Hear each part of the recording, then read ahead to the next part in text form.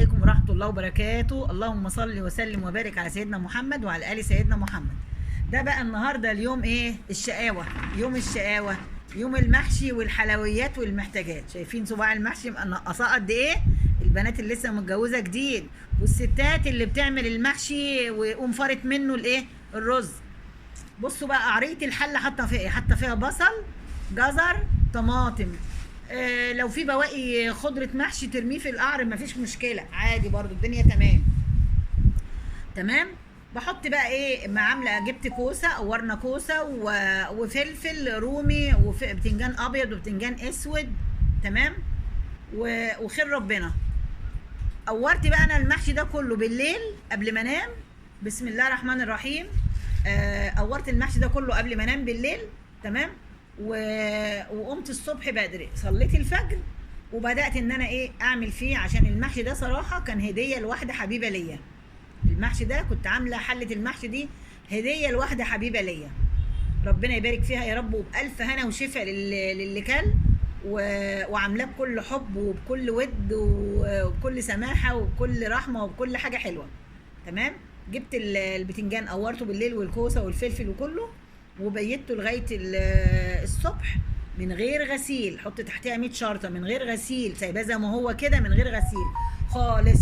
الصبح بقى ان شاء الله اما قمت صحيت مخلصاه، اقول مثلا بعد العشاء كده، العشاء اتدنت وقعدت ايه عملته، قورته كده.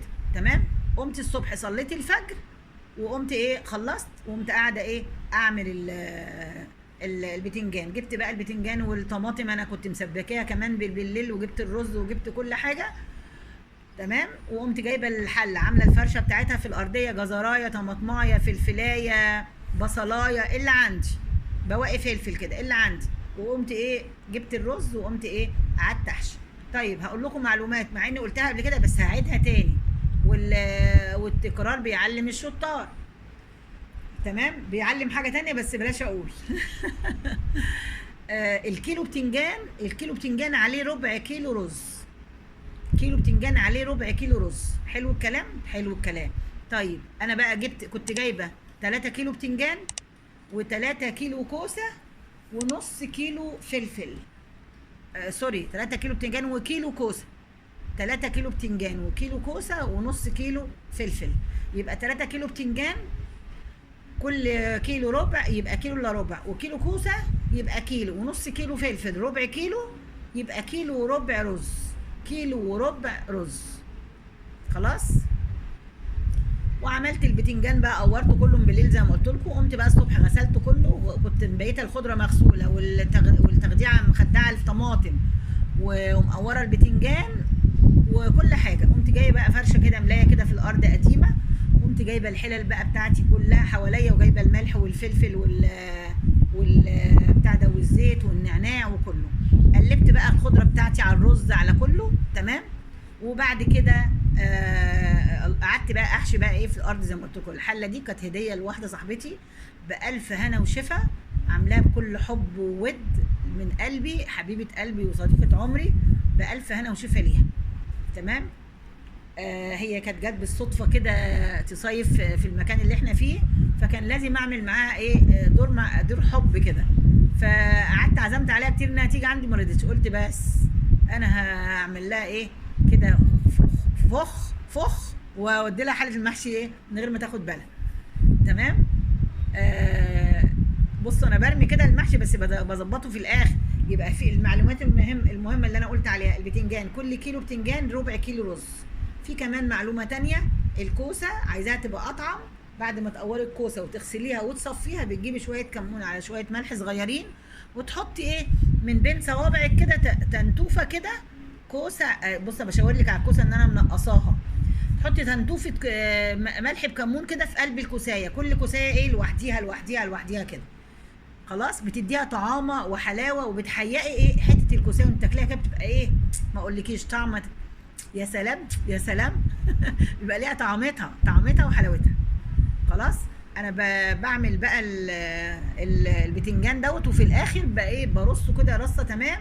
عشان لما تحط عليه الشوربه الدنيا بتبقى ايه حلو. او لو عندك تغذيه فايده من المحشي، بتغلي الميه في قلبها شويه طماطم اللي هي خلطه المحشي، الطماطم اللي هي خلطه المحشي، وكمل عليها ميه وحيقها واحط لها لو مرقه دجاج او كده، واديها ايه غلوه تمام، واقوم ايه ساقيه بيها المحشي وهي بتغلي، اقوم ساقيه بيها المحشي.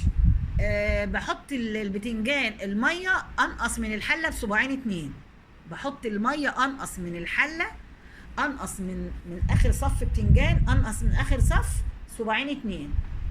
تمام. بحشي بقى بكمل ده كله، والاخر بقى زي ما قلت لكم كده برتب ايه الحله. خلاص يا جماعه. حلوه قوي اما نهادي بعض بحاجات بسيطه زي كده. هي بتتعبي فيها شويه، بس والله العظيم بتسيب اثر جميل قوي قوي للناس، سواء اختك او جارتك او امك او صاحبتك، بتسيب اثر حلو قوي قوي قوي. يعني خلاص بقى حله المحشي دي يعني مش هموت بقى ان انا اعملها، لا لا والله، لا لا لا. انا بعمل الحاجه، بصوا بقى حاطه حواليا كل حاجه عشان ما اقومش ايه، حتى جايبه شويه ملح في غطا اهو صغير، قلت ايه لو يمكن اعوز ملح تاني. بصوا الطماطم اهي برضو يمكن اعوز طماطم تاني. الخضره جايبه خضره بزياده جنبي برضو غسلها وجايباها بزياده بعد ما عملت الخلطه، جايبه خضره برضو بزياده. بصوا يعني جايبه كل حاجه عشان انا ركبتي وجعاني وما افضلش ان انا قايمه اقعد، ابقى جبت كل حاجه جنبي قبل ايه ما ابتدي. تمام. واشتغل بقى بكمل المحشي، والاخر هرص الحله دي رصه حلوه، وان شاء الله باذن الله مبروك على صاحبتها وبالف الف هنا، وربنا يا رب يخلي الحبايب ويخلي كل اخواتكم واسركم، ونهدي بعض يا اولاد. حله محشي، طبق ملوخيه، نرجع الحاجات الايام الجميله بتاعت زمان دي، طبق ملوخيه، طبق رز بلبن، طبق كشك. بصوا يعني اي حاجه بتعمليها تسيب اثر حلو مع جارتك او اختك او امك. مع امك ده واجب عليك انك تودي، انما الجاره بقى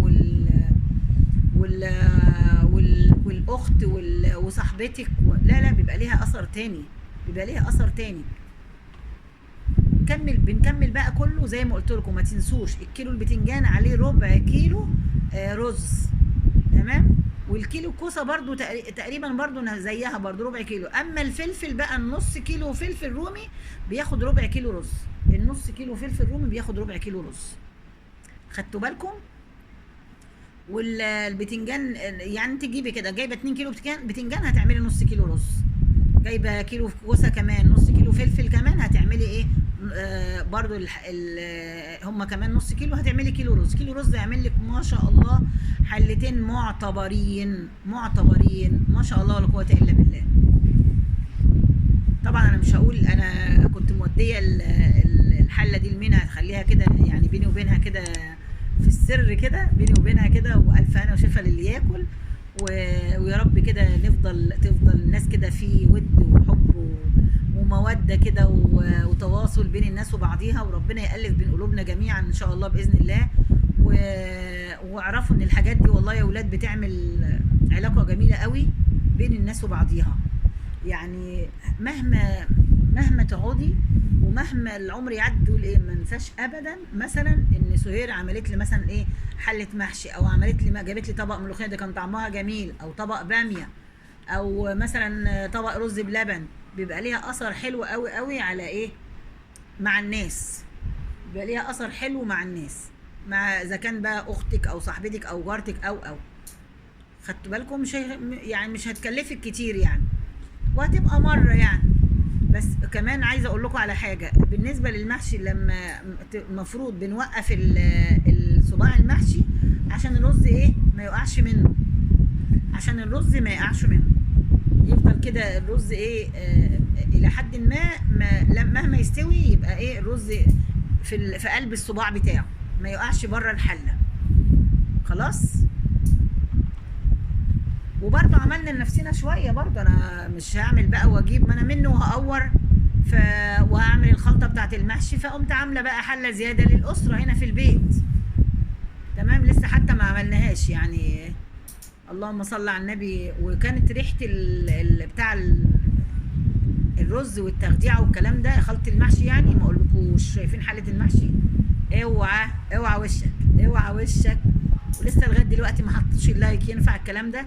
بصوا بقى، دي رصه حبيبي الحبايب حبيبي الحبايب زوجي، عليه رصه حله محشي ما تطلعش من اجدعها واحده في الدنيا كلها. بصوا ما شاء الله، رصه بقى بفن وهندسه ونظام. شايفين؟ رصه 100 100. دي بقى كده الحله دي راحت لاصحاب نصيبها من غير ما اسويها، عشان كده مش هجيب لكم وهي بتستوي. خلاص، ممكن ان شاء الله اما اجي اسوي الحله التانيه هوريها لكم برده الصور بتاعها عامل ازاي، وبحط الميه لغايه فين، واظبط لكم التظابيط. بس ده كان الفيديو بتاعنا النهارده يا جماعه. يا ريت اللي ما حطش لايك يحط لايك، يا ريت اللي ما حطش لايك يحط لايك. وكل حد يجي يزورنا ان شاء الله باذن الله اروح ازوره واعمل معاه الواجب والله بجد.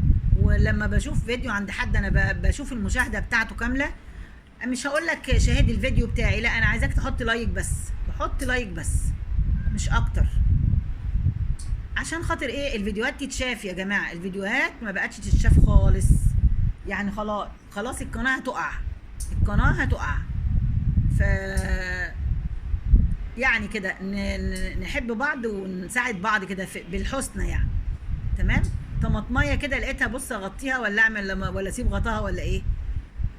فانا جبت طماطميه كده ايه، حطيتها قلت ايه تدي طعم كده، والاخر قررت ان انا اشيل الغطا بتاعها شايفين القرن الكبير ده؟ حطيته بس هشيله تاني برضه شايفين القرن المتوحش ده؟ واو، ده جامد جامد. ده في القلب بقى، القرن ده في القلب. وسبت قرن تاني للحله التانيه. تمام، بس مش عارفه عملته ولا لا، مش فاكره والله. ادي الحله التانيه اهو. يا جمال ويا جمال. دي حله الاسره بقى هنا في البيت، ولسه ما عملناهاش والله. اما اسويها هجيب لكم الصوره بتاعتها ان شاء الله. ما شاء الله ولا قوه الا بالله. شايفين عملنا الحله دي بتكفي الاسره عندنا يومين 2، فبزود شويه واقول ايه تاني يوم بدل ما بطبخ لا اخليها زي ما هي كده. طبعا حله المحشي اللي انا هديتها لواحده صاحبتي انا ما اديهالهاش كده، لا، جبت لها فرخيه جميله معتبره، وعملت لها فرشه بقى جزر وطماطم وبصل، وبهرت الفراخ ببصل مضروب في الكبه وفلفل اسود وملح وكمون وكده. وحشيت الفراخ من جوه بعد ما قطعتها وغسلتها كويس جدا. حشيتها وقمت رصها على فرشه الطماطم بالبصل بالحاجات دي، وايه، وراحت هي عندها المحشي والفراخ وهي تسوي هناك. تمام. وده كان الفيديو بتاعنا النهارده. اشوفكم على خير. ما تنسوش اللايك، والسلام عليكم ورحمه الله وبركاته. ما تنسوش اللايك. ماما سهير كيتشن فاميلي ميكس. السلام عليكم ورحمه الله.